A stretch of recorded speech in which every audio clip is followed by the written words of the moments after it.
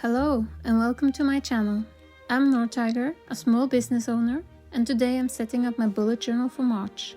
As I commented in the last bullet journal setup video, I really enjoy adding some colors to my spreads. This time I thought I would take it a step further and make the pages themselves colorful instead of making colorful details. If you watched the last video, you will notice that the box placements are about the same. But this time all of them are more boxy, if that's even a real word, and if it makes sense. The pink color is made by mixing a pinkish beige color with some red to make it more pink. And the paint is Winsor and Newton gouache. Even though pink is far from my favorite color, I find that I appreciate it more and more.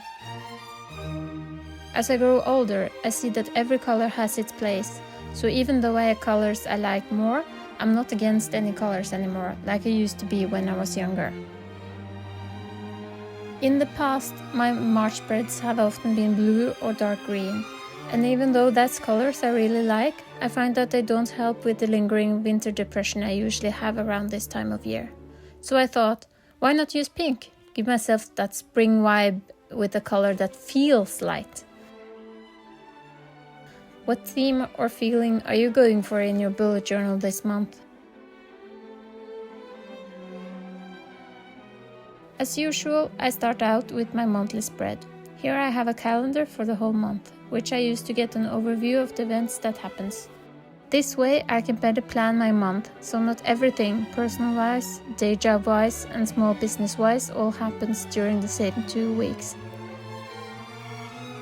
I also make a place for my goals for the small business this month, so it's easier for me to keep my focus as my mind drifts a lot. Especially when I have a lot of ideas, I tend to start them all and finish no one, if I don't have a clear intention and clear goals to go back to and look at.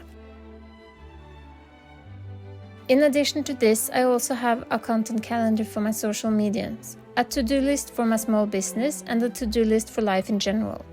I also keep my business tracker on this page. This tracker isn't as much a habit tracker as it's just a business tracker. I'm trying to get better at understanding of how many days during a month I work towards my business and which part of my business takes the most time. This isn't to see where I can cut time, but more to keep track if I'm in alignment with my goals and why I started my business in the first place.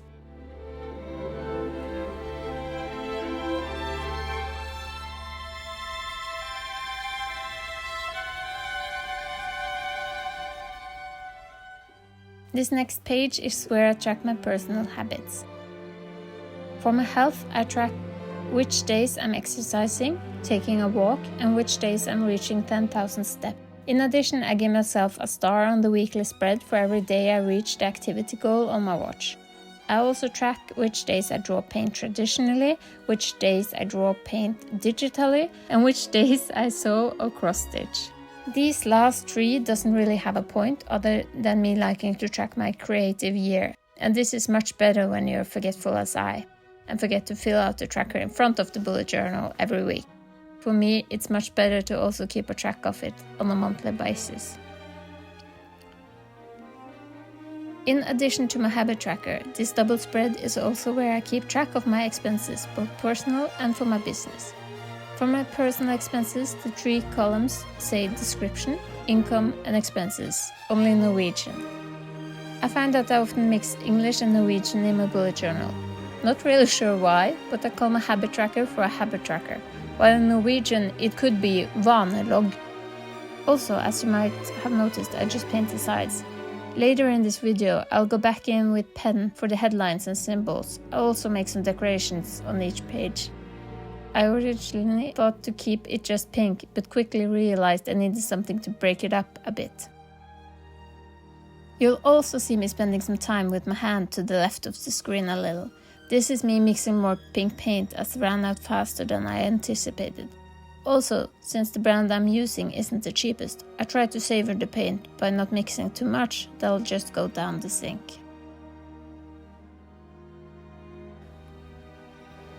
I sometimes find it hard to be creative after I started my business. It's actually not that I don't have ideas, it's almost overflowing. but I struggle finding the time and balance to make all my ideas and at the same time make content for social media, trying to make products that others will enjoy as much as me, and having time for housekeeping, my family and friends, and planning my wedding. This is on top of a full-time day job and a bit of commute. If you're in a similar situation, how do you do it?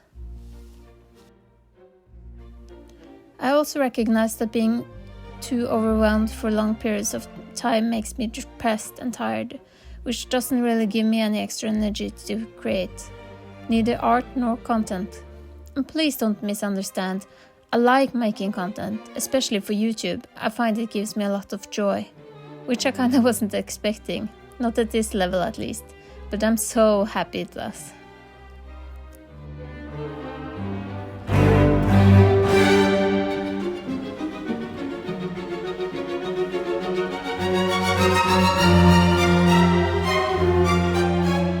This next spread is a quick one. This is the famous brain dump. Inspiration got from Pigma's art. The reason this is a quick one is because I just added some colors in the corners. It's not always that I use this whole double spread, but when I do, it's annoying not to have the space you need because you fill it up with decorations you don't want to write on top of.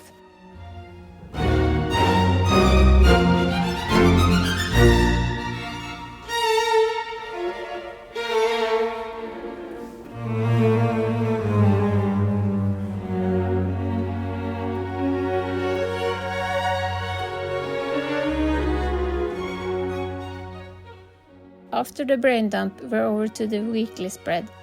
As last month, I tried to mix up the shapes of the boxes to keep the spread a bit more lively. And down in the right corner, I also have a dinners or a dinner plan, known as middager eller middagsplan in Norwegian. I also track my extra time spent at my day job every week, so I'm always in control of how much I worked.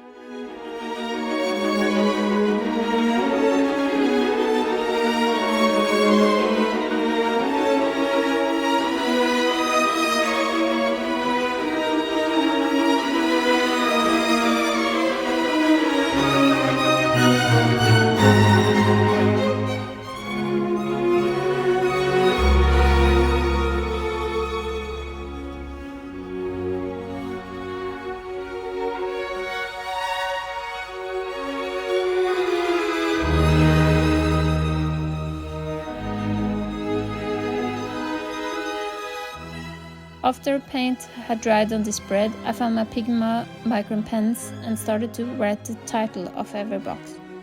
I use different sized microns, so the bigger the text, the bigger the micron size. It's not really necessary, but I find this is also helping in making the page more lively.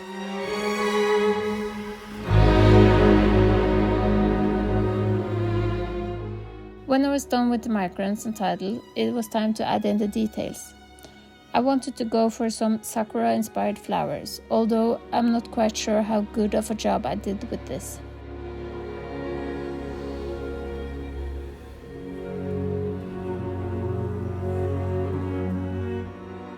I also added some extra blobs, or whatever you want to call them, in here and there, because I found that the flowers didn't quite fill in the spread as much as I hoped.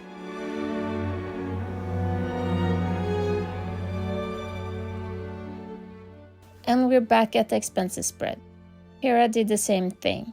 Used the microns for the titles and the white jelly pen for the details, or decoration might be more right when I think of it. I used a pink tombow to make the lines in my expenses box, and a light blue to mark every other line in both the habit tracker and in the expenses boxes. These lines show quite a bit more in real life, so it makes it easier to read.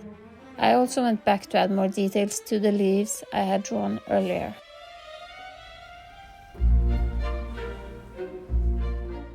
Last but not least, I went back to the first double spread of the month. I brought the month's name with the big micron, 12 I think it was, changed to a small micron and continued with the titles, numbers and symbols needed in the spread. When everything had got its name, I picked up my white gel pen again and started to decorate.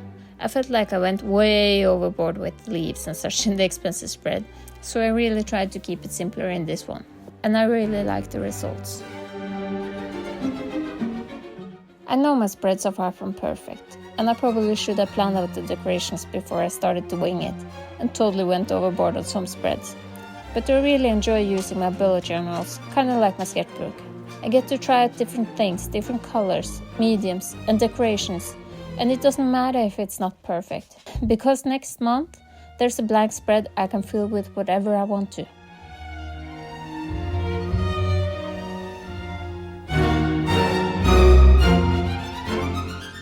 Thank you so much for keeping me company during the making of this spread. If you watched so far, I really appreciate it. And I really appreciate you. I hope a stranger smiled to you today. Until next time, have a big warm hug from me.